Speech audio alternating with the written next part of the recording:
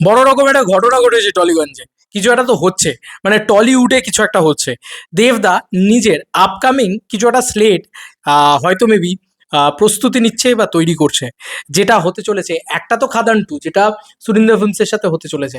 কিন্তু এমন কোনো ছবি নয় তো যেখানে দেব, এসভিএফ, সুরিন্দর ফিল্মস একসাথে আবার ফিরতে চলেছে। এমন কোনো ঘটনা আবার দেব ঘটাবে না তো? কারণ দাদা অলরেডি এই ধরনের জিনিসপত্র ছবি পোস্ট করতে শুরু করে। মহেন্দ্র সোনি প্রথম 1 ঘন্টা আগে পোস্ট করে, ঠিক আছে? এই হচ্ছে ব্যাপার। পিছনে একটা রেট্রো কার রয়েছে আমরা দেখতে পাচ্ছি, এবং কোনো একটা ব্যাকড্রপ সেখানে। এদিকে হচ্ছে নিসপাল সিং, এদিকে হচ্ছে মহেন্দ্র সোনি, দিয়ে একটা মানে একটা ওয়াইড ফ্রেম পোস্ট করে, লিখে দম দিয়ে এরকমভাবে দেয়, দিয়ে লিখে দেব, এই কথাটা কিন্তু মেনশন করে মহেন্দ্র সোনি। আচ্ছা, পোস্ট করার পরে সেখানে দেবদা লেখে onwards and upwards for the industry, নজর না লাগে অ্যান্ড লাভ, এই দুটো ইয়ে দিয়েছে তোমার, কি বলে, এটাকে কি বলে, মানে ইমোজিস দিয়েছে। আচ্ছা, তারপরে দেবদা চ্যালেঞ্জ নিবি না সালা বলে এইটা পোস্ট করে। দেখো, এটা আমি জানি না, কাউকে জবাবও হতে পারে, বাট চ্যালেঞ্জ তো দেবদার সাথে কেউ নিও না, একদমই নিও না। এই ছবিটা তারপরে তারা পোস্ট করে। দেবদা সেখানে সেলফি পোস্ট করে। প্রথম হচ্ছে একটা সেলফি যেখানে দেবদা, মহেন্দ্র সোনি এবং রানেদাকে দেখতে পাওয়া যায়, এবং পরবর্তী ছবিটাতে ক্লোজ আপ করে দেবদা, মহেন্দ্র সোনি, রানেদাকে দেখতে পাওয়া যায় সেম ফটোটাই। এবং এখানেও সেম কথাটা লেখা হয়, জিৎ গাঙ্গুলি মিউজিক লাগিয়ে, চ্যালেঞ্জ ডিভিনা সালাতি লাগিয়ে, onwards and upwards for the industry, নজর না লাগে, এই দুটো এই জিনিসপত্রগুলো দিয়েছে। এবার আবার স্টোরিতে দাদা সেম জিনিসটা, তুমি বলো তো, একটা মানুষ জাস্ট ঘুরতে গেছে, জাস্ট মজা করতে গেছে, মানে তিনজনের একসাথে দেখা হয়েছে, মজা করতে গেছে, এটার জন্য তারা সোশ্যাল মিডিয়াতে পোস্ট করে দিল, এটা তো হতে পারে না। তো স্টোরিতেও তারা দিয়ে দেয়, দিয়ে লেখে, দেবদা লেখে মুড, মুড হয়েছে তাই এইটা, এটা হচ্ছে ব্যাপার, এটা মুড দিয়ে এটা পোস্ট করে, ঠিক আছে? এবার এটা থেকে কিন্তু কিছু তো একটা, মানে সামথিং ইজ কুকিং, এইটুকু তো বোঝাই যাচ্ছে, ঠিক আছে? এবং আমি মনে করি যে বাংলা ছবিতে, বাংলা চলচ্চিত্রে যদি বড় কিছু এই বাংলায় দাঁড়িয়ে কেউ করতে পারে, ইতিমধ্যে দাঁড়িয়ে যার বক্স অফিস ক্যাপাবিলিটি আছে, যার মানে যে অ্যাকচুয়ালিতে করতে পারে, কারণ যার বক্স অফিস পুলটা অ্যাকচুয়ালিতে রয়েছে, যার পাওয়ার রয়েছে, যার দম রয়েছে, সিরিয়াসলি যার দম রয়েছে, সেটা একমাত্র দেবদা ইতিমধ্যে দাঁড়িয়ে। তো এখন যদি মহেন্দ্র সোনি, রানেদা, এদের সবাইকে একসাথে এনে একটা যদি একটা বড় প্রজেক্ট হয়, মাউন্ট করা যায়, সিরিয়াসলি বলছি খুব ভালো হয়। তো এই ঈদের মরশুমে এর থেকে আনন্দের খবর আর কিছু হতে পারে না, এরকম একটা ছবি। কিন্তু এটা কি অ্যানাউন্সমেন্ট? এই বছরে তো কিছু হচ্ছে না, এটুকু ফর শিওর, কারণ এই বছরে স্লেট দাদা জানিয়ে দিয়েছে। এবার পরের বছরে এরকম কিছু হচ্ছে নাকি সেটা দেখার বিষয় হবে, যে রাজ চক্রবর্তীর ডিরেকশনে দেব আবার ফিরছে নাকি, এই দুজনকে একত্রিত করে, যে রানেদাও থাকলো, এসভিএফও থাকলো, এরকম কিছু তোমার, দেখো আমরা যাই ভাববো সেটাই আর্লি টু সে হয়ে যাবে, কারণ আমরা তো জানি না না এক্স্যাক্টলি কি ঘটবে। হয় রাজ চক্রবর্তীর সাথে কোলাবোরেশনের কোনো ইঙ্গিত হতে পারে।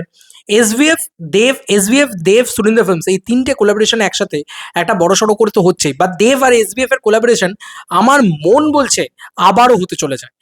মানে আফটার রঘু ডাকাতও দেব আর এসভিএফ এর মানে কোলাবোরেশন হতেই চলেছে। তুমি দেখো, আজকে ঈদ, মানে এই টাইমটা ঈদের মরশুম চলছে, এই টাইমে কিন্তু কোনো বাংলা ছবি চলছে না হিসাব মতন দেখতে গেলে, ঠিক আছে?